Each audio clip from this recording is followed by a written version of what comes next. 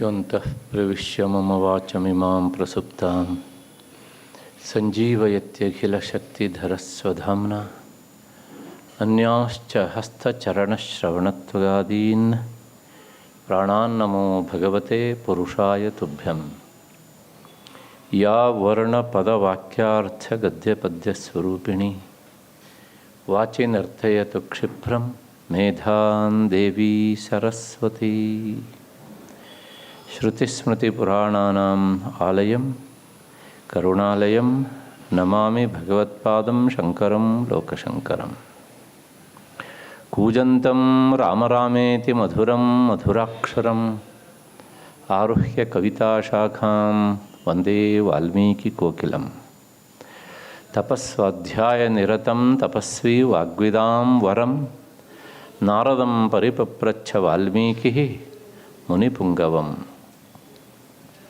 ಕಲ್ಯಾಣಾನಾಂ ನಿಧಾನಂ ಕಲಿಮಲಮಥನಂ ಪಾವನಂ ಪಾವನಾನಾಂ ಪಾಥೇಯಂ ಯನ್ಮುಮುಕ್ಷೋಃ ಸಪದಿ ಪರಪದಪ್ರಾಪ್ತಯೇ ಪ್ರಸ್ಥಿತಸ್ಯ ವಿಶ್ರಾಮಸ್ಥಾನಮೇಕಂ ಕವಿವರವಚಸಾಂ ಜೀವನಂ ಸಜ್ಜನಾನಾಂ ಬೀಜಂ ಧರ್ಮದ್ರುಮಸ್ಯ ಪ್ರಭವತು ಭವತಾಂ ಭೂತಯೇ ರಾಮನಾಮ. ಬೀಜಂ ಧರ್ಮದ್ರುಮಸ್ಯ ಪ್ರಭವತು ಭವತಾಂ ಭೂತಯೇ ರಾಮನಾಮ. ಯತ್ರ ಯತ್ರ ರಘುನಾಥಕೀರ್ತನಂ ತತ್ರ ತತ್ರ ಕೃತಮಸ್ತಕಾಂಜಲಿಂ ಬಾಷ್ಪವಾರಿ ಪರಿಪೂರ್ಣಲೋಚನಂ ಮಾರುತಿಂ ಪ್ರಣತರಾಕ್ಷಸಾಂತಕಂ. ಉಭಯ ಶ್ರೀಗಳವರ ಪದತಲಕ್ಕೆ ಮೊದಲನೇದಾಗಿ ಸಾಷ್ಟಾಂಗ ಪ್ರಣಾಮಗಳು. ನನ್ನ ಮತ್ತು ನಿಮ್ಮೆಲ್ಲರ ಬುದ್ಧಿಯನ್ನು ಪ್ರಚೋದಿಸ್ತಾ ಇರುವಂತಹ ಶ್ರೀರಾಮ ಎನ್ನುವಂತಹ ಮಹಾಚೈತನ್ಯಕ್ಕೆ ಅನಂತ ಪ್ರಣಾಮಗಳನ್ನು ಸಲ್ಲಿಸಿ ಈ ದಿನದ ಚಿಂತನೆಗೆ ಮುಂದಾಗ್ತಾ ಇದ್ದೇನೆ. ನಾನು ನಿನ್ನೆ ದಿವಸ ಉಪನ್ಯಾಸ ಮುಗಿಸುವ ಹೊತ್ತಿನಲ್ಲಿ ಇವತ್ತು ಯಾವ ವಿಷಯ ಅಂತ ಹೇಳಿರಲಿಲ್ಲ. ಆದರೂ ಒಂದು ಸೂಕ್ಷ್ಮವಾಗಿ ಒಂದು ಮಾತನ್ನು ಹೇಳಿದ್ದೆ. ಏಕೆಂದರೆ ಈ ದಶರಥನ 3 ಪಟ್ಟಮಹಿಷಿಯರ ವಿಷಯದಲ್ಲಿ ಸಾಮಾನ್ಯವಾಗಿ ಓದುವವರನ್ನು ಕಾಡುವಂತಹ ಪ್ರಶ್ನೆ ಒಂದಿದೆ. ಏನು ಅಂದರೆ, ಹಿರಿಯ ಮಹಿಷಿ ಕೌಸಲ್ಯ ಎನ್ನುವುದರಲ್ಲಿ ಯಾರಿಗೂ ಯಾವ ತರಹದ ಸಂಶಯವೂ ಇಲ್ಲ. ಆದರೆ 2ನೆಯವಳು ಮತ್ತು 3ನೆಯವಳು ಯಾರು ಇದರ ಬಗ್ಗೆ ಒಂದು ಸಂಶಯ. ಯಾಕೆ ಅಂದರೆ, ಈ ಇಬ್ಬರು ಮಹಿಷಿಯರನ್ನು ಸಹ ಬೇರೆ ಬೇರೆ ಪಾತ್ರಧಾರಿಗಳು ಒಂದೊಂದು ಸಲ ಒಂದೊಂದು ರೀತಿಯಾಗಿ ಹೇಳಿದ್ದಾರೆ. ಅಂದರೆ ಅಲ್ಲಿರುವ ಶಬ್ದ 2ನೆಯವಳು 3ನೆಯವಳು ಅಂತ ಶಬ್ದ ಇಲ್ಲ, ಮಧ್ಯಮಾಂಬ ಮಧ್ಯಸ್ಥ ಅಂತ ಶಬ್ದ ಉಂಟು. ಹಾಗಾಗಿ ಮಧ್ಯಸ್ಥಳು ಯಾವಾಗ ಆಗ್ತಾಳೆ ಕೇಳಿದರೆ, ಆಕೆಯ ಮೇಲೆ ಒಬ್ಬಳು ಇರಬೇಕು, ಕೆಳಗೆ ಒಬ್ಬಳು ಇರಬೇಕು, ಮಧ್ಯದಲ್ಲಿರುವವಳು ಮಧ್ಯಸ್ಥಳು ಅಂತ. ಅಥವಾ ಮಧ್ಯಮಾಂಬ, ಮಧ್ಯ ಸ್ಥಾನದಲ್ಲಿರುವಂಥ ತಾಯಿ ಎನ್ನುವಂಥ ಅರ್ಥದ ಹಿನ್ನೆಲೆಯಲ್ಲಿ. ಇದನ್ನು ಮಧ್ಯದಲ್ಲಿ ಇರುವವರಿಗೆ ಹೇಳಿದರೆ ಸರಿ, ಆದರೆ ಆ ಮಧ್ಯದಲ್ಲಿರುವವರು ಯಾರು ಅನ್ನೋದೇ ನಮಗೆ ಸಮಸ್ಯೆ. ಯಾಕೆಂದರೆ ಹಾಗೆ ಪ್ರಯೋಗವನ್ನು ವಾಲ್ಮೀಕಿ ಮುನಿಗಳು ಬೇರೆ ಬೇರೆ ಪಾತ್ರಗಳ ಬಾಯಲ್ಲಿ ಮಾಡಿಸಿದ್ದಾರೆ. ಹಾಗಾಗಿ ನಮಗೆ ಸುಮಿತ್ರೆ ಮಧ್ಯಮಾಂಬನ ಅಥವಾ ಕೈಕೇಯಿ ಮಧ್ಯಮಾಂಬನು ಎನ್ನುವುದು ಸ್ವಲ್ಪ ಹೆಚ್ಚು ಶ್ರದ್ಧೆಯಿಂದ ಓದುವವರನ್ನು ಕಾಡುವಂತಹ ಒಂದು ಸಂಶಯ ಇದು. ಅದಕ್ಕೋಸ್ಕರ ರಾಮಾಯಣದಲ್ಲಿ ನಮಗೇನು ಸಮಾಧಾನ ಸಿಗ್ತದೆ ಅಂತ ನೋಡಿ, ಸಾಧ್ಯ ಆದರೆ ಅದು ಆಗಬಹುದು ಅಂತ ಆದರೆ ಒಪ್ಪಿಕೊಳ್ಳೋಣ. ಅಲ್ಲದಿದ್ದರೆ ಸಂಶಯ ಹಾಗೆ ಉಳಿಯುತ್ತೆ. ಯಾಕೆಂದರೆ ಈ ಸಂಶಯ ಇಂದು ನಿನ್ನದಂತೂ ಅಲ್ಲ, ಅದು ಅನಾದಿ ಕಾಲದಿಂದನೂ ಉಂಟು. ಹಾಗಾಗಿ ಅದರ ಗುಂಪಿಗೆ ಈ ವಿಚಾರವೂ ಸಹ ಸೇರಿ ಹೋಗ್ತದೆ. ಅಷ್ಟು ಹಿನ್ನೆಲೆಯಲ್ಲಿ ನೋಡೋಣ ಏನು ಅಂತ. ಅದರ ಜೊತೆ ಈಗಲೇ ಒಂದು ಮಾತು ಹೇಳ್ತೇನೆ. ಈ ಸಂಶಯ ಮುಂದೆ ಮಕ್ಕಳ ವಿಷಯದಲ್ಲೂ ಸಹ ಬರ್ತದೆ. ಲಕ್ಷ್ಮಣ ದೊಡ್ಡವನು ಮತ್ತು ಭರತ ದೊಡ್ಡವನು ಎನ್ನುವಂಥದ್ದು. ಹಾಗಾಗಿ ಅದು ಬಂದಾಗ ಅಲ್ಲಿ ನೋಡೋಣ. ಅಲ್ಲಿವರೆಗೆ ಇದಕ್ಕೆ ಸಂಬಂಧಪಟ್ಟಂತಹ ವಿಚಾರ ಏನು ಅಂತ ಇಲ್ಲಿ ನೋಡೋಣ. ವಾಲ್ಮೀಕಿ ಮಹರ್ಷಿಗಳು ಸುಮಿತ್ರೆಯನ್ನು ಮಧ್ಯಮ ಅಂತ ಕರೀತಾರೆ. ಕೈಕೇಯಿಯನ್ನು ಸಹ ಮಧ್ಯಮ ಅಂತಲೇ ಕರೀತಾರೆ. ಇದು ನಮಗೆ ಗೊಂದಲ. ಹಾಗಿದ್ರೆ ನಿಜವಾದ ಅರ್ಥದಲ್ಲಿ ಯಾರು ಮಧ್ಯಮ ಅಂತ? ನಿನ್ನೆ ದಿವಸ ನಾವು ಚಿತ್ರಕೂಟದಲ್ಲಿ ಭರದ್ವಾಜ ಮುನಿಗಳಿಗೆ ತನ್ನ ತಾಯಿಯನ್ನು ಪರಿಚಯಿಸುವಾಗ ಹೇಳಿದಂತಹ ಒಂದು ಶ್ಲೋಕದಲ್ಲಿ ಈ ಶಬ್ದವನ್ನು ನಾವು ನೋಡಿದ್ದೇವೆ. ಅದು ಹೇಗಿತ್ತು ಅಂತಂದರೆ, ಇಯಂ ಸುಮಿತ್ರ ದುಃಖಾರ್ಥ. ಇವಳು ಅತ್ಯಂತ ದುಃಖದಿಂದ ಕೂಡಿದಂತಹ ದೇವಿ. ಸಾಮಾನ್ಯವಾಗಿ ಸಂಸ್ಕೃತದಲ್ಲಿ ದೊಡ್ಡವರನ್ನು ಅಂದರೆ ಮಹಿಳೆಯರನ್ನು ದೇವಿ ಅಂತಲೇ ಕರೆಯುವಂಥದ್ದೊಂದು ಪ್ರಾಚೀನ ಕ್ರಮ. ಅದು ಹಾಗೆಯೇ ಮುಂದುವರೆದು ಎಲ್ಲಿವರೆಗೆ ಬರ್ತದೆ ಕೇಳಿದ್ರೆ, ನಾಟಕಾದಿಗಳಲ್ಲಿ ಪತ್ನಿಯನ್ನು ಸಹ ದೇವಿ ಎನ್ನುವಂತಹ ಶಬ್ದದಿಂದಲೇ ಕರೆಯುವಂಥದ್ದುಂಟು. ಅಂದರೆ ನಮ್ಮಲ್ಲಿ ಸಾಮಾನ್ಯವಾಗಿ ಗೃಹಿಣಿಯರನ್ನು, ಹೆಣ್ಣು ಮಕ್ಕಳನ್ನು ಅಷ್ಟು ಗೌರವಪೂರ್ವವಾಗಿ ಕರೀತಾ ಇದ್ದರು.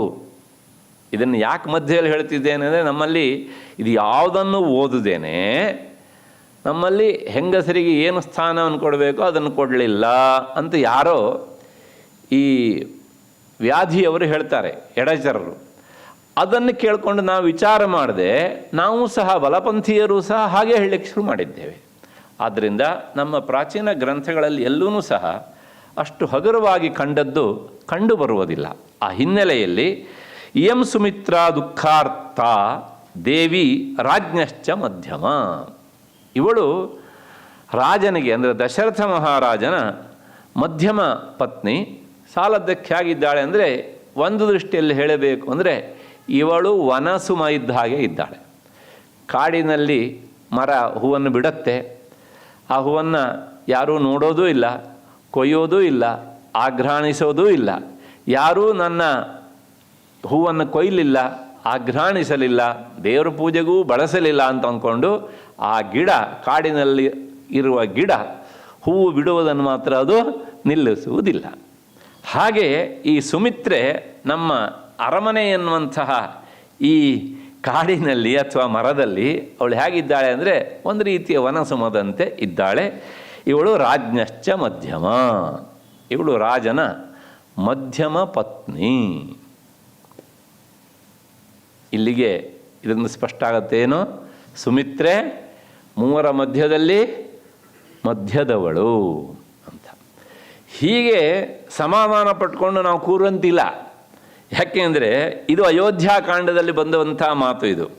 ಹಾಗೆ ಮುಂದಕ್ಕೆ ಹೋದರೆ ಅರಣ್ಯಕಾಂಡದಲ್ಲಿ ಅಲ್ಲೊಂದು ಸಂದರ್ಭ. ಯಾವ ಸಂದರ್ಭ ಅಂತಂದರೆ, ವಿರಾಧ ವಧೆಯ ಸಂದರ್ಭ.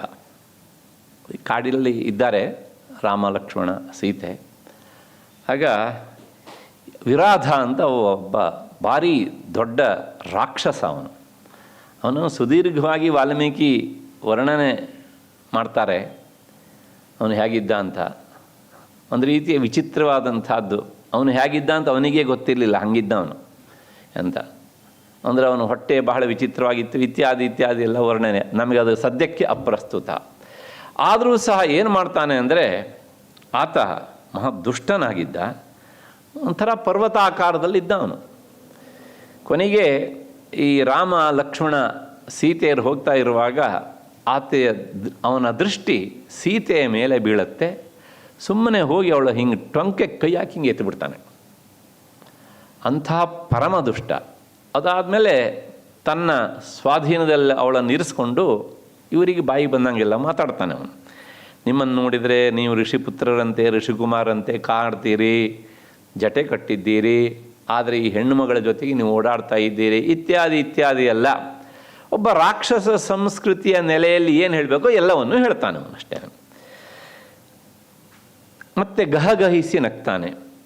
ಅವನಿಂದ ಬಿಡಿಸಿಕೊಳ್ಳುವುದು ಬಹಳ ಕಷ್ಟವಾದಂಥ ಸಂದರ್ಭ ಅದು. ಆಗ ರಾಮ ಅಲ್ಲಿ ಒಂದು ಮಾತನ್ನು ಹೇಳ್ತಾನೆ. ಆ ಮಾತು ಹೀಗುಂಟು, ಏನು ಅಂದರೆ, ಯಥಾಹಂ ಸರ್ವಭೂತಾನಾಂ ಪ್ರಿಯ ಪ್ರಸ್ಥಾಪಿತೋ ವನಂ ಅದ್ಯೇದಾನೀಂ ಸಕಾಮಾಸ ಯಾ ಮಾತಾ ಮಧ್ಯಮಾ ಮಮ. ಲಕ್ಷ್ಮಣ, ನಾನು ವಾಸ್ತವಿಕವಾಗಿ ಯಾರಿಗೂ ಅನ್ಯಾಯವನ್ನು ಬಯಸಿದವನು ಅಲ್ಲ. ಆದರೆ ನಮ್ಮ ಈ ಮಧ್ಯಮಾಂಬ ಕೈಕೇಯಿ ಭರತನಿಗೆ ಪಟ್ಟ ಕೇಳಿದರೆ ಸಾಕಿತ್ತು. ಆದರೆ ನಾನು ಕಾಡಿಗೆ ಹೋಗಬೇಕು ಅಂತ ಹೇಳುವುದರ ಮೂಲಕ ಅವಳು ಎಲ್ಲೋ ಒಂದು ಕಡೆಗೆ ನಾವು ಕಾಡಿನಿಂದ ವಾಪಸ್ಸು ಬದುಕಿ ಬರಲೇಬಾರದು ಅಂತ ತೀರ್ಮಾನಿಸಿ ಹೇಳಿದ್ಲೋ ಅನ್ನುವ ಹಾಗೆ ಕಾಣುತ್ತೆ. ಈಗ ಸೀತೆ ಆ ರಾಕ್ಷಸನ ಅಧೀನ ಆಗಿದ್ದಾಳೆ. ಇವಳನ್ನ ಬಿಡಿಸ್ಕೊಳ್ಳೋದು ಬಹಳ ಕಷ್ಟ. ಅಲ್ಲಿಗೆ ಅವಳಿಲ್ಲ ಅಂದಮೇಲೆ ನಾನಿರೋದಿಲ್ಲ, ನಾನಿಲ್ಲದೆ ಇದ್ಮೇಲೆ ಮತ್ತು ನೀನಿರೋದಿಲ್ಲ. ಅಲ್ಲಿಗೆ ಕೈಕೇಯಿ ಆಸೆ ಏನಾಗುತ್ತೆ, ಪೂರ್ತಿಯಾಗಿ ಈಡೇರುತ್ತೆ ಅನ್ನುವಂತಹ ಒಂದು ಕಾರಣದ ಹಿನ್ನೆಲೆಯಲ್ಲಿ ಆತ ಹೇಳ್ತಾನೆ, ಯಾ ಮಾತಾ ಮಧ್ಯಮ ಮಮ.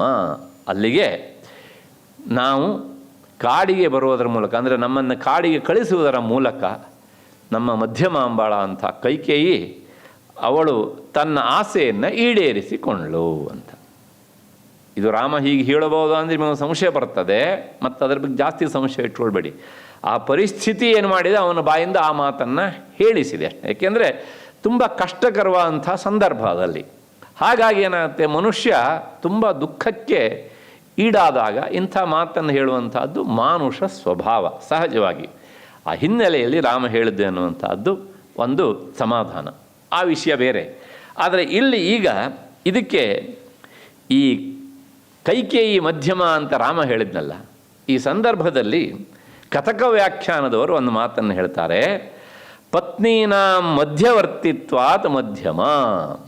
ಮೂವರು ಪತ್ನಿಯರಲ್ಲಿ ಕೈಕೇಯಿ ಮಧ್ಯದಲ್ಲಿರುವವಳು, ಅಂದರೆ ಅವಳು ಎರಡನೇವಳು, ಸುಮಿತ್ರೆ ನಂತರ ಬಂದವಳು, ಹೀಗೆ ಅಂತ ಅಷ್ಟು ಹೇಳಿ ಇನ್ನೊಂದು ವಾಕ್ಯವನ್ನು ಸೇರಿಸ್ತಾರೆ ಕಥಕ ವ್ಯಾಖ್ಯಾನಕಾರರು. ಏನಂತಂದರೆ, ಸುಮಿತ್ರಾಯಾಶ್ಚ ಕನೀಯಸಿ ಕೈಕೇಯಿ. ಈ ಕೈಕೇಯಿ ವಯಸ್ಸಿನಲ್ಲಿ ಸುಮಿತ್ರೆಗಿಂತಲೂ ಸಹ ಕನೀಯಸಿ ಕಿರಿಯಳು. ಅಲ್ಲಿ ಏನು ಹೇಳ್ದಂಗಾಯಿತು, ಕೈಕೇಯಿ ಮಧ್ಯಮ, ಸುಮಿತ್ರೆ ನಂತರ ಬಂದವಳು, ಸ್ಥಾನದಲ್ಲಿ ಅವಳು ಮಧ್ಯಮಳು. ಅದರ ವಯಸ್ಸಿನಲ್ಲಿ ಇವಳು ಕೌಸಲ್ಯ ಆದಮೇಲೆ ಕೈಕೇಯಿಗಿಂತಲೂ ಸಹ ಮಧ್ಯದ ವಯಸ್ಸಿನಲ್ಲಿರುವವಳು. ಇದೊಂದು ಸಾಧ್ಯತೆಯನ್ನು ಕಥಕ ವ್ಯಾಖ್ಯಾನಕಾರ ಹೇಳಿದ್ದಾರೆ ಅಂತ. ಅಲ್ಲಿಗೆ ಇಂಡೈರೆಕ್ಟಾಗಿ ಏನು ಹೇಳ್ದಂಗಾಯಿತು ಅಂದರೆ, ಕೈಕೇಯಿ ಮಧ್ಯಮ ಹೌದು ಮದುವೆ ಆರ್ಡರ್ ಪ್ರಕಾರ, ಅದರ ವಯಸ್ಸಿನಲ್ಲಿ ಅವಳಿಗಿಂತಲೂ ಸಹ ಅವಳು ಸ್ವಲ್ಪ ದೊಡ್ಡವಳಾಗಿದ್ಲು. ಯಾರು? ಸುಮಿತ್ರೆ. ಆದ್ದರಿಂದ ಅವಳು ಸಹ ಮಧ್ಯಮ ಆಗಬಹುದು ಎನ್ನುವಂಥ ಧ್ವನಿಯಲ್ಲಿ ಹೇಳಿದಂಥ ಮಾತು. ಅಷ್ಟಾದ ಮೇಲೆ ಮತ್ತೆ ಭಾಸಕವಿ ಒಂದು ಮಾತನ್ನು ಹೇಳ್ತಾನೆ. ಪ್ರತಿಮಾ ನಾಟಕದಲ್ಲಿ ಬರುವಂಥ ಒಂದು ಸಂದರ್ಭ ಇದು. ಭರತ ಬರ್ತಾನೆ ಅಯೋಧ್ಯೆಗೆ ತನ್ನ ಅಜ್ಜನ ಮನೆಯಿಂದ. ಬರಬೇಕಿದ್ರೆಲ್ಲ ನೋಡ್ತಾ ನೋಡ್ತಾ ಬರ್ತಾನೆ. ಅಲ್ಲೆಲ್ಲ ಆ ಇಕ್ಷ್ವಾಕು ವಂಶದಲ್ಲಿ ಗತಿಸಿ ಹೋದರ ರಾಜರ ಪ್ರತಿಮೆಗಳನ್ನು ಇಡಲಾಗಿತ್ತು. ಆ ಪ್ರತಿಮೆಗಳ ಸಾಲಿನಲ್ಲಿ ದಶರಥನ ವಿಗ್ರಹವನ್ನು ಇರಿಸಲಾಗಿತ್ತು. ಅದನ್ನು ನೋಡಿದಂಥ ಭರತನಿಗೆ ಉದ್ವೇಗ, ಗಾಬರಿ, ದುಃಖ ಎಲ್ಲವೂ ಸಹ ಉಮ್ಮಳಿಸಿ ಬರ್ತದೆ. ಕೊನೆಗೆ ಬಂದವನಿಗೆ ವಿಷಯ ಗೊತ್ತಾಗ್ತದೆ. ಆಗ ಅವನು ಹೇಳ್ತಾನೆ, ಇದಕ್ಕೆಲ್ಲ ಕಾರಣಗಳು ತನ್ನ ತಾಯಿಯೇ ಅಂತ ತಿಳಿದು. ಏನು ಹೇಳಿದ ಅಂದರೆ ನೋಡಿ, ತಾಯಿಯನ್ನು ಬೈತಾನೆ ಅವನಲ್ಲಿ. ಮಮ ಮಾತುಶ್ಚ ಮಧ್ಯಸ್ಥಾತ್ವಂ ನ ಶೋಭಸೆ. ಮಮ ಮಾತುಶ್ಚ ನನ್ನ ನಿಜವಾದ ತಾಯಿ ಯಾರು ಅಂತಂದರೆ ಕೌಸಲ್ಯ, ಭರತನ ಮಾತಿನ ಅರ್ಥ. ಮಾತುಶ್ಚ ಇನ್ನೊಂದುಂಟು, ಇನ್ನೊಬ್ಬ ಮಾತು ಯಾರು ಅಂತಂದರೆ ಸುಮಿತ್ರೆ. ಇವರಿಬ್ಬರ ಮಧ್ಯದಲ್ಲಿರುವಂಥ ನೀನು ನ ಶೋಭಸೆ, ನನಗೆ ಕಿಂಚಿತ್ತೂ ಸಹ ಗೌರವ ಇಲ್ಲ ನನ್ನ ದೃಷ್ಟಿಯಲ್ಲಿ. ನೀನು ಹೇಗಿದ್ದೀಯ ಅಂತಂದರೆ, ಕೌಸಲ್ಯೇ ಗಂಗಾ ನದಿ, ಸುಮಿತ್ರೆ ಹೇಗಿದ್ದಾಳೆ ಕೇಳಿದ್ರೆ ಯಮುನಾ ನದಿ, ಗಂಗಾ ಯಮುನೆಯೋರ ಮಧ್ಯೆ ಕುನದೀವ ಪ್ರವಿಷ್ಟ, ಒಂದು ಮೋರಿ ಸೇರಿಕೊಂಡ್ರೆ ಹೇಗಿರುತ್ತೋ ನೀನು ಹಾಗಿದ್ದೀಯೆ. ಅಂದರೆ ಕೌಸಲ್ಯ ಗಂಗೆ ಅಷ್ಟು ಪವಿತ್ರ, ಅಷ್ಟು ಶುದ್ಧ ಅವಳು, ಮತ್ತು ಇವಳು ಯಮುನೆ ಅಷ್ಟೇ ಸ್ವಚ್ಛ, ಅಷ್ಟೇ ಮತ್ತು ಪುನಃ ಪವಿತ್ರಳು. ಇಂಥವ್ರ ಮಧ್ಯದಲ್ಲಿ ಒಂದು ರೀತಿಯ ರಸ್ತೆಯ ಅಂಚಿನ ನೀರಿನಂತೆ ನೀನು ಸೇರ್ಕೊಂಡು ಬಿಟ್ಟೆಲ್ಲ ಅಂಥೇಳಿ ಆತ ತನ್ನ ತಾಯಿಯನ್ನು ಅನ್ನಿಸ್ತಾನೆ. ಮಧ್ಯಸ್ಥಾತ್ವಂ ನ ಶೋಭಸೆ, ಮಧ್ಯದಲ್ಲಿರುವಂಥ ನೀನು ಖಂಡಿತವಾಗಿಯೂ ಸಹ ಇಷ್ಟ ಆಗುವುದಿಲ್ಲ ನನಗೆ, ಹೀಗೆ ಅಂಥೇಳಿ ಆತ ಹೇಳ್ತಾನೆ. ಭರತ ತನ್ನ ತಾಯಿಯನ್ನು ನಿಂದಿಸುವಂಥ ಈ ಸಂದರ್ಭದಲ್ಲಿ ಅದರ ಜೊತೆಗೆ ಇನ್ನೊಂದು ಮಾತು, ಇದು ಸಹ ಅರಣ್ಯಕಾಂಡದಲ್ಲಿ ಬರುವಂಥದ್ದು. ಲಕ್ಷ್ಮಣನಿಗೆ ಒಂದು ಸಲ ತುಂಬ ಬೇಸರ ಆಗಿತ್ತು. ಬೇಸರ ಆದಾಗ ಈ ಎಲ್ಲ ನಮ್ಮ ಬದುಕಿನ ಸಂಕಟಕ್ಕೆ ಯಾರು ಕಾರಣ ಅಂತ ವಿಚಾರ ಮಾಡ್ತಾ ಮಾಡ್ತಾ ಹೋದಾಗ ಅವನ ವಿಚಾರ ಕೊನೆಗೆ ಬಂದು ನಿಂತಿದ್ದು ಕೈಕೇಯಿಯ ಹತ್ತಿರಕ್ಕೆ. ಆತ ಹೇಳ್ತಾನೆ, ನೋಡಿ, ಭರ್ತ ದಶರಥೋ ಯಸ್ಯಾಹ, ಅವಳ ಗಂಡ ದಶರಥ ಚಕ್ರವರ್ತಿ, ಅಂದರೆ ಅಷ್ಟೊಂದು ಹೆಸರು ಮಾಡಿದವನು. ಸಾಧುಶ್ಚ ಭರತಸ್ಸುತಃ, ಮಗ ಭರತ ಹೇಗಿದ್ದಾನೆ ಅಂದರೆ ಅವನ ನಡತೆಯಲ್ಲಿ ಒಂದೇ ಒಂದು ದೋಷವನ್ನು ನಾವು ಹುಡುಕೋದಕ್ಕೆ ಸಾಧ್ಯ ಇಲ್ಲ ಅಂಥವನು.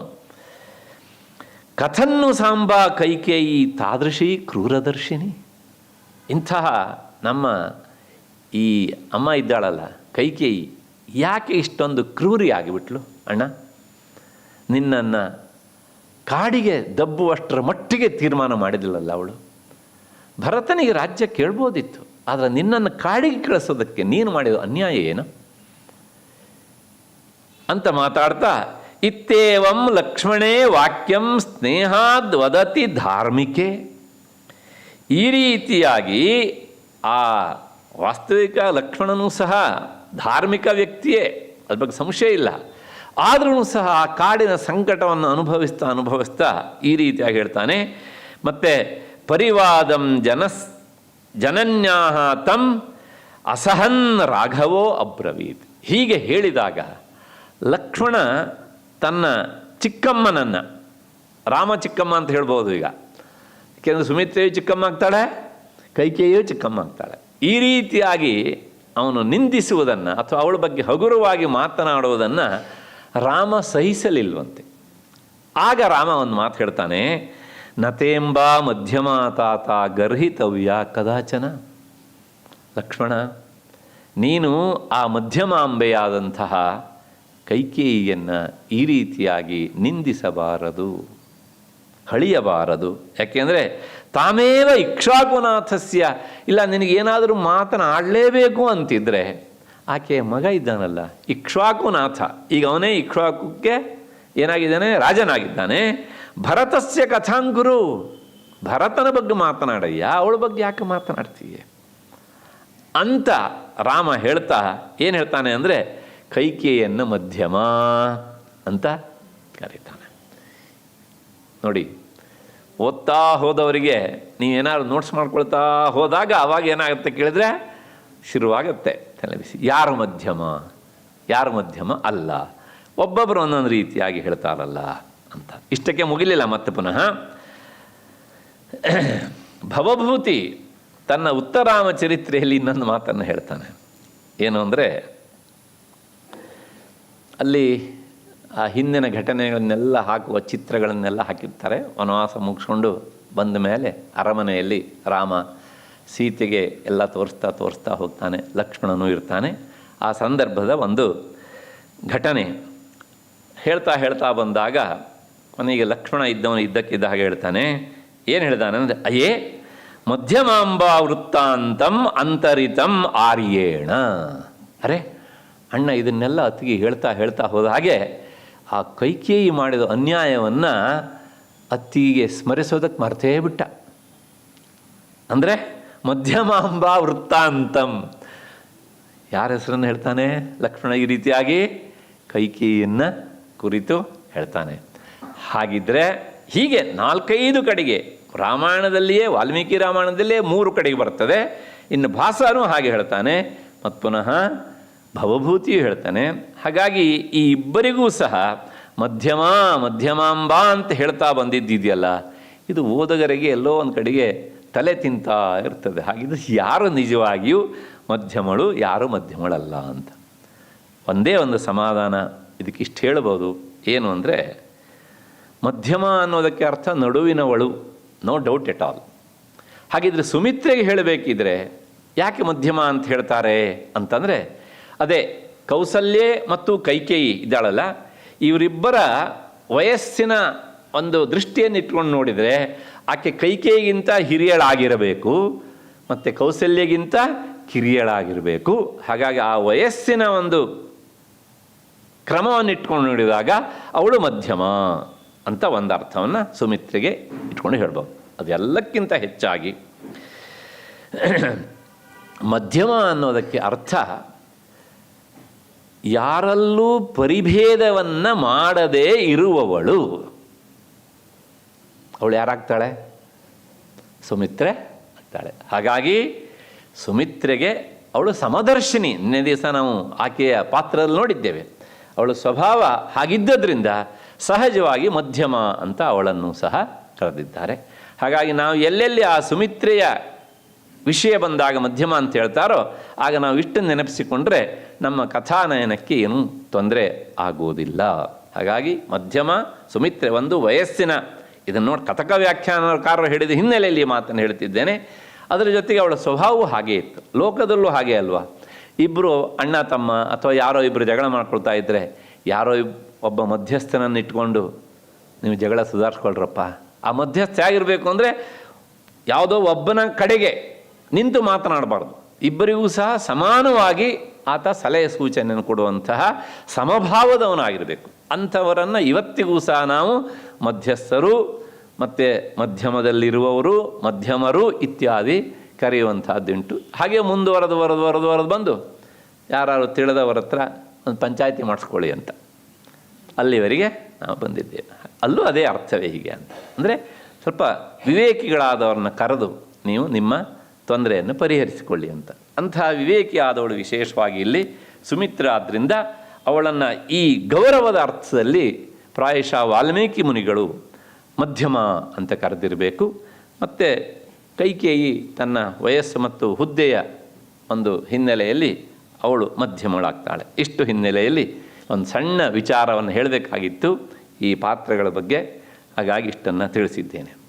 ಮುಂದಿನ ಪಾತ್ರ, ನಿನ್ನೆ ಯಾರೋ ಹೇಳ್ತಾ ಇದ್ರು ನಾನು ಉಪನ್ಯಾಸ ಮುಗಿಸಿ ಹೊರಟುವಾಗ, ಶತ್ರುಘ್ನರ ಬಗ್ಗೆ ಸ್ವಲ್ಪ ಹೇಳಿಬಿಡಿ ಸರ್ ಅಂತ. ಇವತ್ತು ಬಂದಿದ್ದಾರೋ ಇಲ್ಲೋ ಗೊತ್ತಿಲ್ಲ ಅವರು. ಆದರೂ ಸಹ ನಮ್ಮವ್ರಿಗೆ ಏನೋ ಒಂದು ಕುತೂಹಲ ಇರ್ತದೆ. ಏನು ಅಂದರೆ ಅದನ್ನೊಂದು ಹೇಳದೆ ಬಿಟ್ಬಿಡ್ತೇನೋ ಹೇಗೆ ಏನು ಎತ್ತ ಅಂತ. ನಾನು ಮೊದಲೇ ಹೇಳಿದ್ದೇನೆ, ಎಷ್ಟು ಸಾಧ್ಯವೋ ಅಷ್ಟು ಪಾತ್ರಗಳನ್ನು ಪರಿಚಯಿಸಲಿಕ್ಕೆ ಅಂತಲೇ ಹೊರಟಿದ್ದು. ಆದರೆ ಸ್ವಲ್ಪ ಹೆಚ್ಚಾಗಬಹುದು, ಕಡಿಮೆ ಆಗಬಹುದು. ಆದರೆ ಹೇಳೋದು ಅಂದರೆ ಹೇಳೋದು ಅಷ್ಟೇ ಅಂತ. ಹಾಗಾಗಿ ನಾನು ಅವರಿಗೆ ಅದನ್ನು ಹೇಳಿದ್ದೆ, ಸಾಧ್ಯ ನಾಳೆನೇ ಬಂದರೂ ಬರ್ಬೋದು ಅವನಂತ. ಇವತ್ತು ಬರ್ತಾನೆ ಶತ್ರುಘ್ನ ಹೀಗೆ ಅಂತ. ಅಷ್ಟು ಹಿನ್ನೆಲೆಯಲ್ಲಿ ಶತ್ರುಘ್ನ ಸುಮಿತ್ರೆಯ ಎರಡನೆಯ ಮಗ ಅಂತ ಹೇಳಿಕೊಂಡು ಅವನ ಬಗ್ಗೆ ಒಂದು ಸ್ವಲ್ಪ ಪರಿಚಯ ಮಾಡಿಕೊಳ್ಳೋಣ. ವಾಲ್ಮೀಕಿ ಮುನಿಗಳು ಎಲ್ಲ ಪಾತ್ರಗಳಿಗೂ ಸಹ ಸಮಾನವಾದಂತಹ ಪ್ರಾಮುಖ್ಯತೆಯನ್ನು ಕೊಡದೇ ಇದ್ರೂ ಸಹ, ಕಾವ್ಯದ ಉದ್ದಕ್ಕೂ ಸಹ ಆ ಪಾತ್ರಗಳು ಬರದೇ ಇದ್ರೂ ಸಹ, ಬಂದಷ್ಟೇ ಸಂದರ್ಭದಲ್ಲಿ ಆ ಪಾತ್ರದ ಅರ್ಹಕ್ಕೆ ತಕ್ಕುದಾದಂತಹ ಒಂದು ಗೌರವವನ್ನು ಚಿತ್ರಿಸುವ ವಿಷಯದಲ್ಲಿ, ಸುಂದರವಾದಂಥ ಅದಕ್ಕೆ ಗೌರವವನ್ನು ಸಲ್ಲಿಸುವ ವಿಷಯದಲ್ಲಿ ಸಾಕಷ್ಟು ಪ್ರಯತ್ನವನ್ನು ಮಾಡ್ತಾರೆ. ಆ ವಿಷಯದಲ್ಲಿ ನಮಗೆ ಶತ್ರುಘ್ನನೇ ಇಲ್ಲಿ ಉದಾಹರಣೆಯಾಗಿ ನಿಲ್ತಾನೆ. ಮೇಲ್ನೋಟಕ್ಕೆ ಶತ್ರುಘ್ನ ಹೇಗಿದ್ದ ಅಂದರೆ, ಅವನ ಅಣ್ಣ ಲಕ್ಷ್ಮಣನಂತೆ ಒಂದು ರೀತಿಯ ಸಿಡುಕ. ನಂದಲ್ಲ ಮಾತು, ಇದು ಜನ ಹೇಳೋದು. ಮತ್ತು ಅವನು ಒಂದು ರೀತಿಯಲ್ಲಿ ಮುಂಗೋಪಿ. ಏಕೆಂದರೆ ಲಕ್ಷ್ಮಣನಿಗೆ ಆ ಪಟ್ಟವನ್ನು ಕಟ್ಟಿದ್ದಾರೆ. ಅದು ಅವನ ಪಾತ್ರದಲ್ಲಿ ನೋಡೋಣ ಯಾಕೆ ಹಾಗೆ ಅಂತ.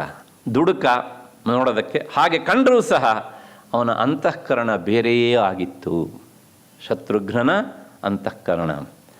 ಅದಕ್ಕೋಸ್ಕರಲೇ ಇವನನ್ನು ನಮ್ಮಲ್ಲಿ ಅವನ ಅಂತಃಕರಣವನ್ನು ಅರ್ಥ ಮಾಡಿಕೊಳ್ಳದೆ ಇವನನ್ನು ಸಹ ಲಕ್ಷ್ಮಣನಂತೆ ನಿಂದೆ ಮಾಡ್ತಾ ಮಾಡ್ತಾ ಇವನು ಸಹ ಇನ್ನೊಬ್ಬರಿಗೆ ಅಧೀನವಾಗಿ ಬದುಕುವಂತಹ ಒಬ್ಬ ಪರರ ದಾಸ, ಲಕ್ಷ್ಮಣನನ್ನು ರಾಮನ ದಾಸ ಅಂತ ಹೇಳುವ ಹಾಗೆ ಇವನನ್ನು ಸಹ ಭರತನ ದಾಸ ಎನ್ನುವಂಥ ಪಟ್ಟವನ್ನು ಕಟ್ಟಿ ಸ್ವಂತ ಅಣ್ಣನನ್ನು ಬಿಟ್ಟರೂ ಭರತನನ್ನು ಬಿಟ್ಟಿರದಂತಹ ಇವನ ಸ್ನೇಹ ಒಂದು ರೀತಿ ವಿಚಿತ್ರವಾದದ್ದು ಅಂತ.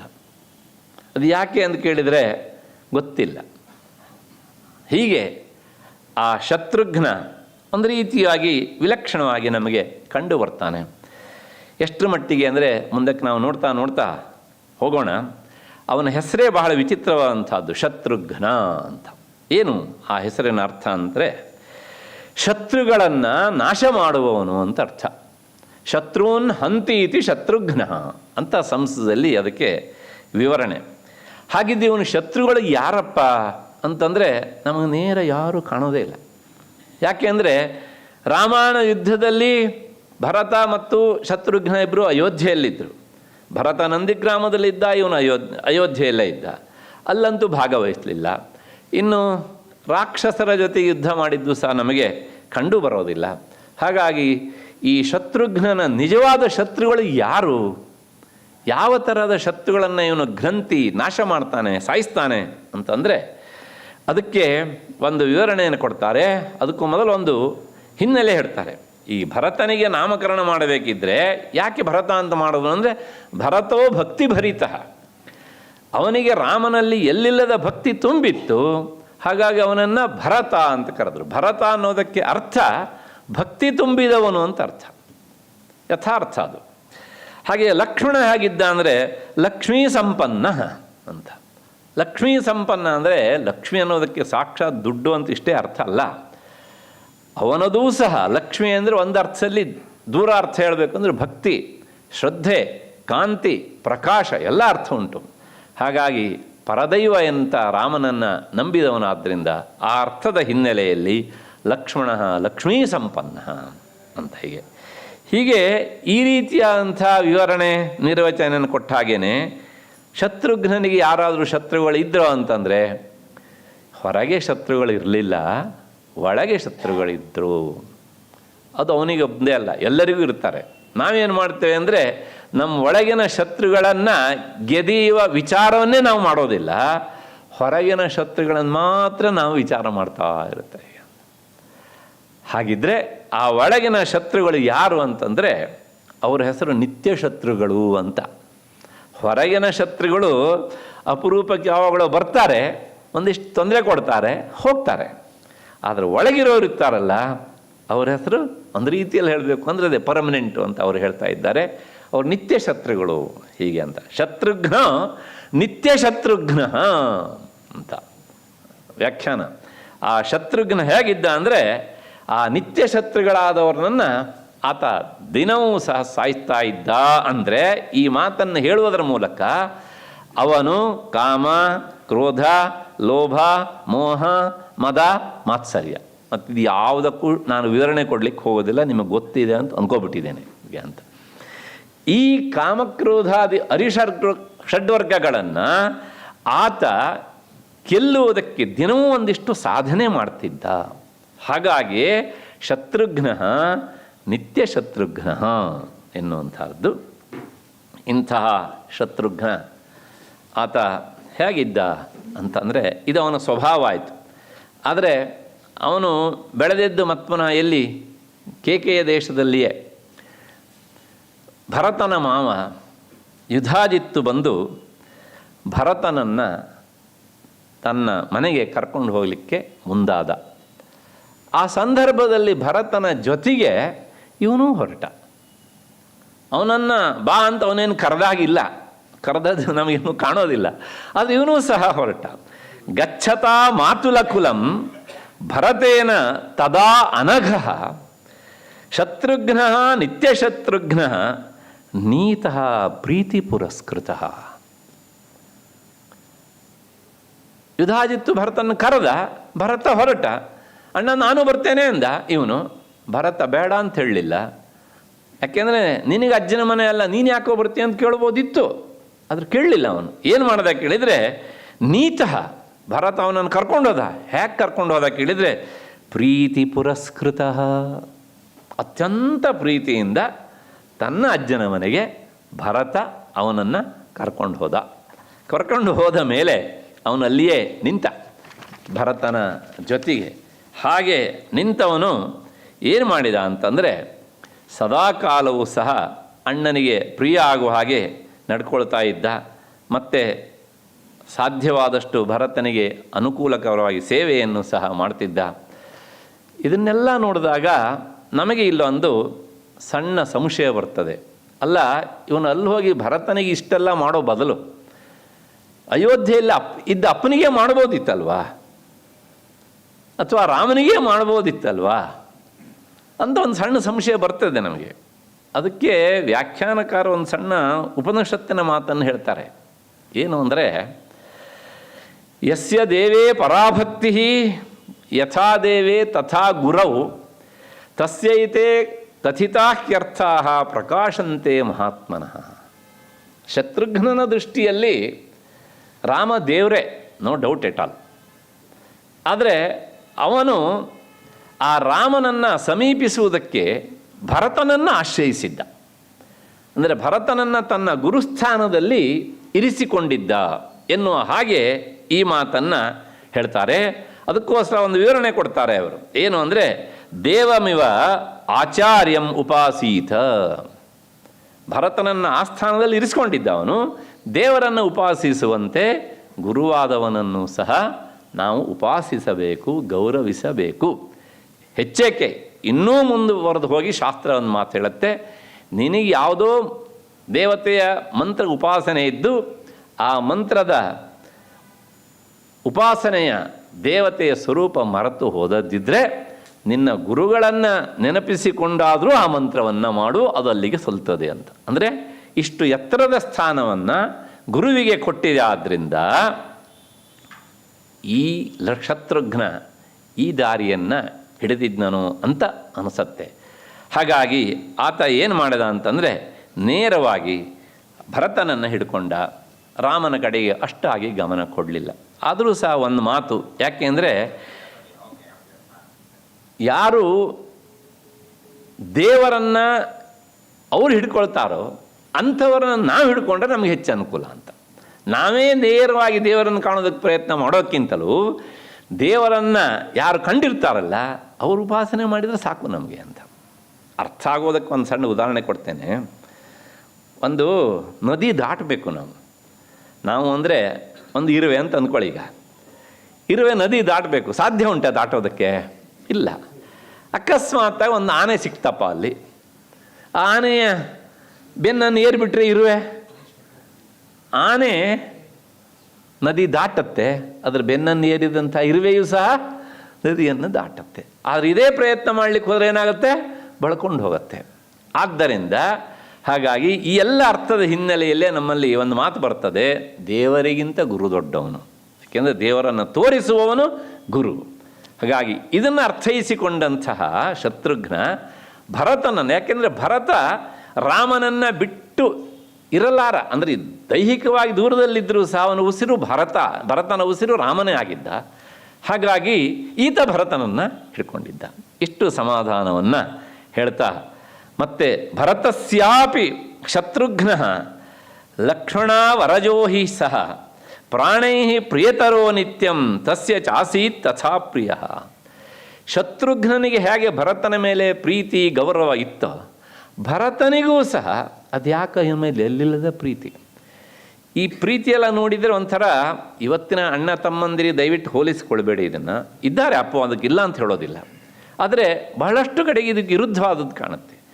ಹಿರಿಯರಾದವರು ತಮ್ಮಂದಿರನ್ನು ಉಪೇಕ್ಷಿಸುವುದು, ಇವರು ಅವರನ್ನು ಅಗೌರವವಾಗಿ ಕಾಣುವುದು, ಇದೆಲ್ಲ ಲೋಕನೀತಿ. ಆದರೆ ರಾಮಾಯಣದ ಈ 4 ಜನ ಸಹೋದರರು ಮಾತ್ರ ನಮಗೆಂದೂ ಸಹ ಇಂಥ ದೋಷಗಳು ಕಾಣೋದಿಲ್ಲ. ಶತ್ರುಘ್ನ ಭರತನನ್ನು ಎಷ್ಟು ಪ್ರೀತಿಸಿದನೋ ಹಾಗೆ ಭರತನೂ ಸಹ ಶತ್ರುಘ್ನನ್ನು ಪ್ರೀತಿಸಿದ. ಹಾಗಾಗಿ ಭರತನೊಂದಿಗೆ ಇವನೂ ಸಹ ಯುಧಾಜಿತು ಕರೆದೇ ಇದ್ದರೂ ಸಹ ನೇರವಾಗಿ ಅವನ ಅಜ್ಜನ ಮನೆಗೆ ಹೋದ. ಇದು ಹೇಗೆ ಅಂದರೆ ಒಂದು ರೀತಿಯಲ್ಲಿ ನಾವು ತಾಂಬೂಲ ಕೊಡ್ತೇವೆ. ತಾಂಬೂಲ ಅಂದರೆ ಸಾಮಾನ್ಯವಾಗಿ ವೀಳ್ಯದೆಲೆ ಅಂತ ಪ್ರಸಿದ್ಧಿ ಉಂಟು. ಆದರೆ ಆ ವೀಳ್ಯದೆಲೆ ಜೊತೆಗೆ ಒಂದು ಅಡಿಕೆ ಪೊಟ್ನೂ ಕೊಡ್ತೇವೆ ನಾವು. ಆ ಅಡಿಕೆ ಪೊಟ್ನ ಯಾರು ಕೇಳ್ತಾರಾ ಅಥವಾ ನಾವಾಗಿದ್ದು ಅಡಿಕೆ ಪೊಟ್ನ ತಗೊಳ್ಳಿ ಅಂತ ಹೇಳಿಕೊಡ್ತೇವಾ? ಇಲ್ಲ. ಆದರೆ ಅದ್ರ ಜೊತೆಗೆ ಇದು ಸಹ ಹೋಗುತ್ತೆ. ಹಾಗೇನೆ ಅದಕ್ಕಷ್ಟು ಗೌರವ ಉಂಟು. ಅಷ್ಟು ಹಿನ್ನೆಲೆಯಲ್ಲಿ ಆತ ಆ ಭರತನ ಜೊತೆಗೆ ಕರೆಯದೇ ಹೋದವನು ಅಂತ ನಾವು ಹಗುರವಾಗಿ ಅವನನ್ನು ಕಾಣುವಂತೆ ಇಲ್ಲ. ಆದರೂ ಸಹ ಭರತನ ಮೇಲೆ ಅಷ್ಟೆಲ್ಲ ಶ್ರದ್ಧೆ ಇಟ್ಟಂಥ ಅವನಿಗೆ ರಾಮನ ಮೇಲೆ ಶ್ರದ್ಧೆ ಇರಲಿಲ್ಲ ಅಂತ ಹೇಳೋದಕ್ಕೆ ಸುತರಾಮ ಆಗೋದಿಲ್ಲ. ಯಾಕೆಂದರೆ ಭರತನ ಜೊತೆಗೆ ಅವನು ಸಹ ಅಯೋಧ್ಯೆಗೆ ಬಂದ. ಸುಮಂತ್ರ ಕರ್ಕೊಂಡು ಬಂದಾಗ ಆ ಶತ್ರುಘ್ನ ಏನು ಮಾಡಿದ ಅಂತಂದರೆ, ಇಷ್ಟಕ್ಕೂ ಕಾರಣ ಮಂಥರೆ ಅಂತ ಗೊತ್ತಾದಾಗ ಅವಳ ಮುಡಿಗೆ ಕೈ ಹಾಕಿ ದರ ದರ ದರ ದರ ಎಳ್ಕೊಂಡು ಬಂದ. ಪ್ರಾಯಶಃ 4 ಚೆಚ್ಚಿರಬೇಕು ಅವಳಿಗೆ. ಅವನು ಸ್ವಲ್ಪ ಗೂನಾದಲ್ಲೆಲ್ಲ ನೆಟ್ಟಗಾಗಿರ್ಬೇಕು ಅವಳಿಗೆ.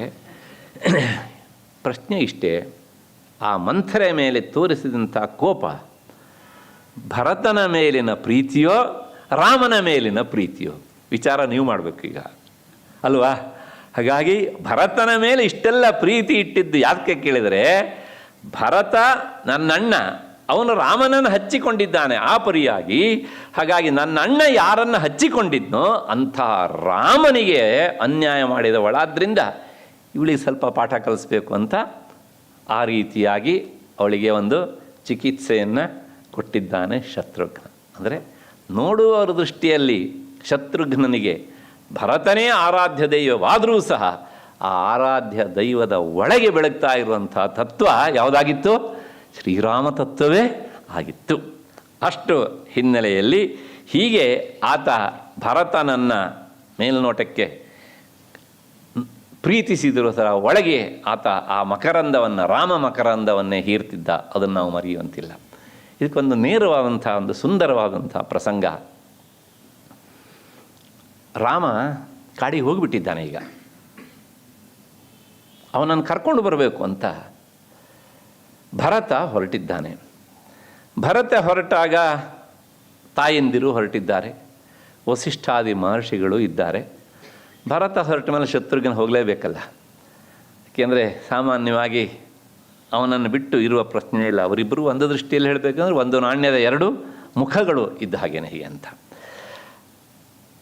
ಆ ಶೃಂಗಬೇರಪುರ ಅಂತ ಒಂದು ಊರು ಹೊರಗೆ, ಅದನ್ನು ದಾಟಿ ಗಂಗಾ ನದಿಯನ್ನು ದಾಟಿ ಆಚೆಗೆ ಹೋಗಬೇಕು. ಇವರು ಪ್ರಯಾಣ ಮಾಡಿ ಹೋಗ್ತಾ ಇರಬೇಕಿದ್ರೆ ರಾತ್ರಿ ಆಗಿದೆ. ಅಲ್ಲಿ ಶೃಂಗಬೇರಪುರದಲ್ಲಿ ಗುಹ ಎನ್ನುವಂಥವನೊಬ್ಬ, ಅವನ ಒಂದು ಆಶ್ರಯದಲ್ಲಿ ಇವರು ವಿಶ್ರಾಂತಿ ಮಾಡಿದ್ದಾರೆ ರಾತ್ರಿ.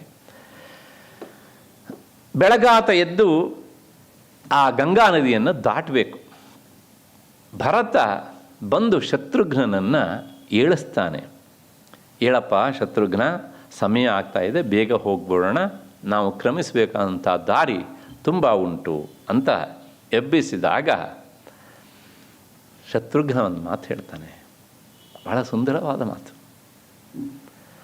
ನಾಹಂ ಸ್ವಪಿಮಿ, ನಾನು ನಿದ್ದೆ ಮಾಡಲಿಲ್ವೋ?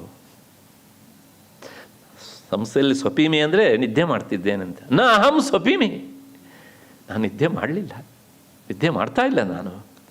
ಜಾಗರ್ಮಿ, ನಾನು ಎಚ್ಚರಾಗಿದ್ದೇನೆ. ಅಂದರೆ ದೈಹಿಕವಾಗಿ ಎಚ್ಚರಾಗಿರುವುದು ಒಂದು, ಮಾನಸಿಕವಾಗಿ ಎಚ್ಚರವಾಗುವುದು ಇನ್ನೊಂದು. ಆ 2 ಅರ್ಥವನ್ನು ಇಟ್ಕೊಂಡು ಹೇಳಿದಾಗಿದೆ ಇದು. ನಾಹಂ ಸ್ವಪಿಮಿ ಜಾಗರ್ಮಿ ತಮೇವಾರ್ಯಂ ವಿಚಿಂತಯನ್, ತಮೇವ ಆರ್ಯಂ ವಿಚಿಂತಯನ್. ಅದೇ ನಮ್ಮ ಅಣ್ಣನನ್ನು ವಿಚಾರ ಮಾಡ್ತಾ ಮಾಡ್ತಾ ಮಾಡ್ತಾ ಅವನ ಧ್ಯಾನದಲ್ಲಿಯೇ ರಾತ್ರಿ ಕಳೆದಿದ್ದೇನೆ, ನಿದ್ದೆ ಮಾಡಲಿಲ್ಲ ನಾನು. ಹಾಗಾಗಿ ನನ್ನನ್ನು ಎಬ್ಬಿಸುವ ಅವಶ್ಯಕತೆ ಏನಿಲ್ಲ ಅಂತ. ಎಂಥ ಮಾತು! ಅದಕ್ಕೆ ಆ ಏವಕಾರ ಅಂತ ಉಂಟು ಅಲ್ಲಿ, ತಮೇವ ಆರ್ಯಂ ಅಂತ. ಆ ಏವಕಾರಕ್ಕೆ ಏನು ಅರ್ಥ ಅಂತಂದರೆ, ಗೋವಿಂದರಾಜಿಯ ವ್ಯಾಖ್ಯಾನ, ಚಿಂತ್ಯತೆ ತಮೇವಾರ್ಯಂ ವಿಚಿಂತಯನ್ ಸನ್ ಅಹಮಪಿ ಜಾಗರ್ಮಿ ನ ಸ್ವಪಿಮಿ. ಅಂದರೆ ಯಸ್ತ್ವಯ, ನೀನು ಯಾವ ರಾಮನನ್ನು ನಿರಂತರ ಚಿಂತೆ ಮಾಡ್ತಾನೆ ಇರ್ತೀಯಲ್ಲ, ಅದೇ ರಾಮನನ್ನು ರಾತ್ರಿ ಇಡೀ ಚಿಂತೆ ಮಾಡ್ತಾ ಮಾಡ್ತಾ ಮಾಡ್ತಾ ನಾನು ನಿದ್ದೆ ಮಾಡಲಿಲ್ಲ, ಎಚ್ಚರವಾಗಿಯೇ ಇದ್ದೆ ಅಂತ ಲಕ್ಷ್ಮಣ ಹೇಳ್ತಾನೆ. ಹಾಗಿದ್ದರೆ ನಾನು ಈಗ ತಾನೇ ಒಂದು ಮಾತು ಹೇಳಿದ್ದೇನೆ, ಭರತನ ಒಳಗೆ ಕಾಣ್ತಾ ಇರುವುದು ಯಾವ ತತ್ವವನ್ನು? ರಾಮತತ್ವವನ್ನು. ಆದರೆ ಹೊರಗೆ ಕಾಣುತ್ತಾ ಇರುವುದು ಭರತನ ಒಂದು ಆಕಾರ. ಅವನಿಗೆ ಲೋಕವು ಹಾಗೆ ತಿಳ್ಕೊಂಡಿದೆ. ಆದರೆ ಈತ ಆ ಭರತನಿಗೂ ಸಹ ಯಾವುದು ಆಧಾರವಾಗಿದೆಯೋ ಆ ತತ್ವವನ್ನು ಭರತನ ಮೂಲಕ ನಂಬಿಕೊಂಡವನು. ಹಾಗಾಗಿ ಆತ ಹೇಳ್ತಾನೆ, ಯಸ್ತ್ವಯ ಚಿಂತ್ಯತೆ ತಮೇವ ಆರ್ಯಂ ವಿಚಿಂತಯನ್ ಸನ್ ಅಹಮಪಿ ಜಾಗರ್ಮಿ ನ ಸ್ವಪಿಮಿ. ಹಾಗಾಗಿ ಅಣ್ಣ, ನಾನು ನಿದ್ದೆ ಮಾಡಲಿಲ್ಲ, ಆಯಿತು ಎದ್ದಿದ್ದೇನೆ, ಇನ್ನೇನು ಹಾಸಿಗೆಯಲ್ಲಿ ಎಚ್ಚರವಾಗಿದ್ದೇನೆ, ಹಾಸಿಗೆನೇನು ನೆಲವೇ ಹಾಸಿಗೆ ಅಷ್ಟೇ ಅಲ್ಲಿ ಪಾಪ, ಹಾಗಾಗಿ ಮುಂದೆ ಕೆಲಸಕ್ಕೆ ತೊಡಗ್ತೇನೆ ಅಂತಂದ. ಹೀಗೆ ಯಾವಾಗಲೂ ಭಗವಂತನಿಗಾಗಿ ಸಾಮಾನ್ಯವಾಗಿ ಭಕ್ತನನ್ನು ಸ್ಮರಿಸುವಂತಹದ್ದು ಭಕ್ತಿಯ ಮೊದಲ ಸೋಪಾನ ಅಂತ ಬಲ್ಲವರು ಹೇಳ್ತಾರೆ. ಆದರೆ ಶತ್ರುಘ್ನದು ಆ ಭಕ್ತನ ಸಲುವಾಗಿ ಭಗವಂತನನ್ನು ನೆನೆಯುವ ಕೊನೆಯ ಸೋಪಾನ ಹೀಗೆ ಅಂತ. ಹೀಗೆ ಒಂದು ರೀತಿಯ ಅದ್ಭುತವಾದಂತಹ ವ್ಯಕ್ತಿತ್ವ ಅನ್ನೋದು ಹೀಗೆ ಅಂತ. ಕೊನೆಗೆ ಆ ರಾಮ ಪಟ್ಟಾಭಿಷೇಕದ ಸಂದರ್ಭದಲ್ಲಿ ಶತ್ರುಘ್ನ ಏನು ಮಾಡಿದ ಅಂದರೆ, ಶತ್ರುಘ್ನ ಛತ್ರಮಾದದೆ, ನನ್ನ ಅಣ್ಣನಿಗೆ ನಾನು ಸೇವೆ ಮಾಡುವುದು ಏನು ಅಂದರೆ ಆ ಶ್ವೇತಛತ್ರವನ್ನು ನಾನೇ ಹಿಡಿಬೇಕು ಅಂಥೇಳಿ ಪಟ್ಟಾಭಿಷೇಕ ಸಂದರ್ಭದಲ್ಲಿ ತನ್ನ ಸೇವೆಯನ್ನು ಈ ರೀತಿಯಾಗಿ ಆತ ಅಲ್ಲಿ ಸಲ್ಲಿಸಿದ್ದಾನೆ ರಾಮನಿಗೆ. ಅಯೋಧ್ಯೆಯಲ್ಲಿ ಪಟ್ಟಾಭಿಷೇಕ ಆದ ಮೇಲೆ ಆತ ಅವರೆಲ್ಲರ ಜೊತೆಗೂ ಅಣ್ಣಂದಿರು ಹೇಳಿದಂತಹ ಕೆಲಸ ಕಾರ್ಯಗಳನ್ನು ಮಾಡಿಕೊಂಡು ಯಾವ ಹಮ್ಮು ಬಿಮ್ಮು ಇಲ್ಲದೆ ಇದ್ದ ಅಂತ ಕಾಣುತ್ತೆ. ಅದೊಂದು ಸಂದರ್ಭ ಹೀಗಾಯಿತು. ಋಷಿಮುನಿಗಳು ಬಂದು ರಾಮನ ಹತ್ರ ಒಂದು ಮಾತು ಹೇಳಿದರು, ರಾಮ, ನಮಗೊಂದು ತುಂಬ ಸಂಕಟದ ಪರಿಸ್ಥಿತಿ ಎದುರಾಗಿ ಬಿಟ್ಟಿದೆ. ಬಹಳಷ್ಟು ಜನರ ಹತ್ರ ಹೇಳಿದ್ವಿ ಆ ಸಂಕಟವನ್ನು ಹೋಗಲಾಡಿಸೋದಕ್ಕೆ, ಯಾರೂ ಅದಕ್ಕೆ ಮುಂದಾಗಲಿಲ್ಲ. ಆಗಲಿಲ್ಲ ಅಂದರೆ ಅವರ ಹತ್ರ ಆಗ್ತಾ ಇರಲಿಲ್ಲ. ರಾವಣನನ್ನು ವಧಿಸಿದಂಥ ನೀನೇ ಇದಕ್ಕೆ ತಕ್ಕುದಾದಂಥ ವ್ಯಕ್ತಿ ಅಂತ ತಿಳಿದು ನಿನ್ನ ಹತ್ರ ಬಂದು ಈ ಸಂಕಟದ ವಿಚಾರವನ್ನು ಹೇಳ್ತಾ ಇದ್ದೇವೆ ಅಂತ ಹೇಳಿದರು. ರಾಮ ಕೇಳಿದ, ಏನು ನಿಮ್ಮ ತೊಂದರೆ ಅಂತ. ಇನ್ನೇನಿಲ್ಲ, ಮಧುಪುರಿ ಅಂತ ಒಂದು ಮಧುವನ, ಮಧುಪುರಿ ಅಂತೆಲ್ಲ ಕರೀತಾರೆ ಅದನ್ನು. ಈ ಮಥುರ ಅಲ್ಲ, ಅದು ಯಮುನಾ ನದಿಯ ದಡದಲ್ಲಿರುವಂಥ ಮಧುರೆ ಅದು. ಅಲ್ಲಿ ಒಬ್ಬ ಇದ್ದ, ಅವನ ಹೆಸರು ಲವಣಾಸುರ ಅಂತ. ಅವನಪ್ಪ ಆತ ಆ ಪಟ್ಟಣವನ್ನು ನಿರ್ಮಾಣ ಮಾಡಿ ಅದಕ್ಕೆ ಮಧುಪುರಿ ಅಂತ ಹೆಸರಿಸಿದ್ದ. ಯದ್ಯಪಿ ಅವನು ದೈತ್ಯನೇ, ರಾಕ್ಷಸರೇ ಅವರು. ಆದರೆ ಆ ಮಧು ಎನ್ನುವಂಥ ದೈತ್ಯ ಇದ್ದಾನಲ್ಲ, ಆತ ದೈತ್ಯನಾಗಿದ್ದರೂ ಸಹ ದೇವತೆಗಳ ಜೊತೆಗೆ ತುಂಬ ಒಳ್ಳೆಯ ಬಾಂಧವ್ಯವನ್ನು ಇರಿಸಿಕೊಂಡಿದ್ದ. ಸಾಲದ್ದಕ್ಕೆ ಪರಶಿವನ ಪರಮ ಆರಾಧಕನಾಗಿದ್ದ ಆತ. ಹಾಗಾಗಿ ಆ ಪರಶಿವನ ಆರಾಧನೆ ಮಾಡಿದ್ರಿಂದ ಅವನು ತೃಪ್ತನಾಗಿ ಪರಶಿವ ಇವನು ಕೇಳದೇ ಇದ್ದರೂ ಸಹ ಅವನಿಗೊಂದು ಶೂಲವನ್ನು ಕೊಟ್ಟಿದ್ದಂತೆ. ಅದು ಎಂಥ ಶೂಲ ಅಂತ ಕೇಳಿದರೆ, ತನ್ನ ಶೂಲದಲ್ಲಿರುವಂಥ ಎಲ್ಲ ಶಕ್ತಿಗಳನ್ನು ಸಹ ಆಕರ್ಷಿಸಿ ಇವನಿಗೆ ಕೊಡುವಂಥ ಶೂಲದಲ್ಲಿ ಅದನ್ನು ಇರಿಸಿ ಅದನ್ನು ಕೊಟ್ಟ. ಅವನಿಗೆ ಕೊಡುವಾಗ ಒಂದು ಮಾತನ್ನು ಹೇಳ್ದ, ದೇವತೆಗಳ ಮೇಲೆ, ಋಷಿಮುನಿಗಳ ಮೇಲೆ, ವಿಪ್ರರ ಮೇಲೆ ಕೈ ಮಾಡಲಿಕ್ಕೆ ಹೋಗಬೇಡ. ಹಾಗೆ ಕೈ ಮಾಡಲಿಕ್ಕೆ ಹೋದರೆ ಈ ಶೂಲ ನಿನ್ನ ತಿರೋದಿಲ್ಲ, ವಾಪಸ್ ಅದು ಎಲ್ಲಿಗೆ ಬರಬೇಕೋ ಅಲ್ಲಿಗೆ ಬರ್ತದೆ ಅಂತ. ಆಗ ಒಂದು ಮಾತು ಕೇಳ್ತಾನೆ ಆ ಮಧು ಎನ್ನುವಂಥ ರಾಕ್ಷಸ, ಈ ಶೂಲ ಮುಂದೆ ನನ್ನ ಮಕ್ಕಳ ಪರಂಪರೆಯಲ್ಲೂ ಸಹ ಬಹಳಷ್ಟು ತಲೆಮಾರಿನವರಿಗೂ ಸಹ ಇರುವ ಹಾಗೆ ಅನುಗ್ರಹಿಸು ಅಂತ ಕೇಳಿದ. ಮನುಷ್ಯನಿಗೆ ಆಸೆ ಆಗಿರ್ತದೆ ನೋಡಿ. ಆಗ ಪರಶಿವ ಹೇಳಿದಂತೆ, ಅದೆಲ್ಲ ಆಗೋದಿಲ್ಲ, ಹೆಚ್ಚು ಅಂದರೆ ನಿನ್ನ ಮಗನವರಿಗೆ ಇರಬಹುದು ಅಷ್ಟೇ ಅಂತ. ಸರಿ, ಮುಂದೆ ಅವನ ಮಗನಾಗಿ ಹುಟ್ಟಿದವನೇ ಲವಣಾಸುರ ಅಂತ. ಈ ಲವಣಾಸುರ ಜನ್ಮತಃ ದುಷ್ಟನಾಗಿಬಿಟ್ಟ ಗ್ರಹಚಾರ. ತಂದೆಯಲ್ಲಿ ಎಷ್ಟೇ ಒಳ್ಳೆಯ ಗುಣ ಇದ್ರೂ ಸಹ ಮಕ್ಕಳಿಗೆ ಬರ್ತದೆ ಎನ್ನುವಂಥದ್ದು ಒಂದು ಸಾಮಾನ್ಯ ನಿಯಮ. ಅದಕ್ಕೆ ಅಪವಾದವೂ ಸಹ ಬೇಕಷ್ಟು ಇರುತ್ತದೆ. ಕೆಟ್ಟ ತಂದೆಗೆ ಒಳ್ಳೆಯ ಮಗನಾದಂಥ ಉದಾಹರಣೆಯೂ ನಮ್ಮ ಇತಿಹಾಸದಲ್ಲಿ ಉಂಟು. ಒಳ್ಳೆಯ ತಂದೆಗೆ ಕೆಟ್ಟ ಮಗನಾಗಿ ಹುಟ್ಟಿದ್ದು ಸಹ ಈಗಲೇ ನಾವು ಮತ್ತೆ ಪುನಃ ನೋಡ್ತಾ ಇದ್ದೇವೆ. ಹೀಗೆ ಅಂತ ಎಲ್ಲವೂ ಸಹ ಒಂದು ಅಪವಾದದಿಂದ ಕೂಡ್ಕೊಂಡೇ ಇರುತ್ತದೆ. ಹೀಗೆ ಅಂತ ಆಯಿತು. ಮತ್ತೆ ಪುನಃ ವಿಷಯಕ್ಕೆ ಬರೋಣ. ಕೊನೆಗೆ ಇವನ ಈ ಆಟಾಟೋಪ, ಒಂದು ರೀತಿಯ ಧಾರ್ಷ್ಟ್ಯತನ ಮತ್ತು ಎಲ್ಲರನ್ನು ಗೋಳು ಹೊಯ್ಕೊಳ್ಳುವಂಥದ್ದು ವಿಚಿತ್ರವಾದ ಸ್ವಭಾವ ಆಗಿತ್ತು ಆ ಲವಣಾಸುರನ. ಬುದ್ಧಿ ಹೇಳ್ದ ಅಪ್ಪ, ಕೇಳಲಿಲ್ಲ. ಆಮೇಲೆ ಅವನು ನಿನ್ನ ಹಣೆ ಬರ ಏನಾದ್ರು ಮಾಡ್ಕೋ ಅಂಥೇಳಿ ಹೊರಟುಬಿಟ್ಟ.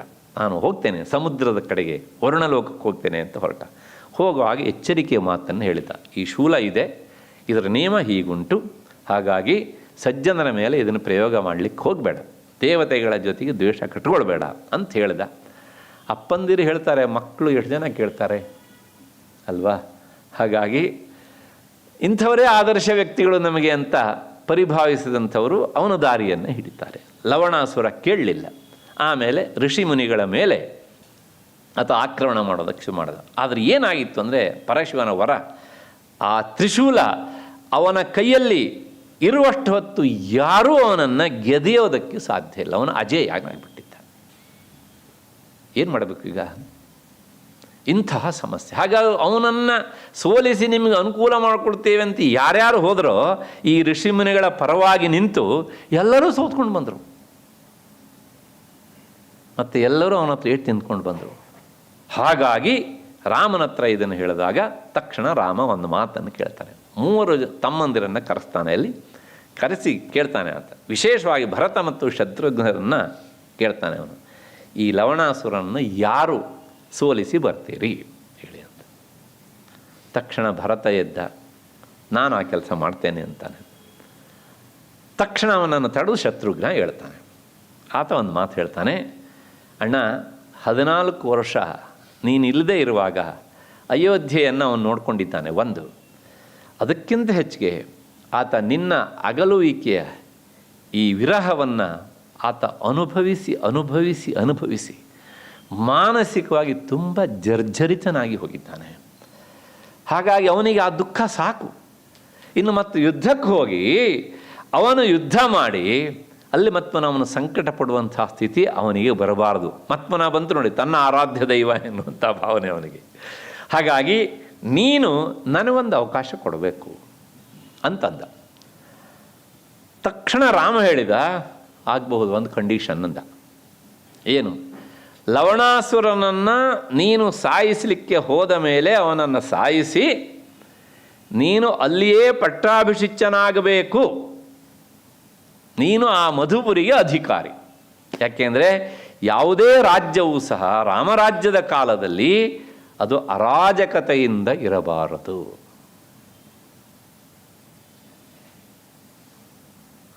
ಹಾಗೆ ಅವನು ಹೇಳ್ತಾನೆ, ಅಣ್ಣ ಲಕ್ಷ್ಮಣ ಭರತ ಅವರಿಬ್ಬರು ಇರುವಾಗ ನನಗೆ ಪಟ್ಟಾಭಿಷೇಕ, ಇಲ್ಲಿದ್ದಲ್ಲದೆ ಬೇರೆದಾದರೂ ಸಹ ನನಗದು ಬೇಡ ಅಂದ ಅವನು.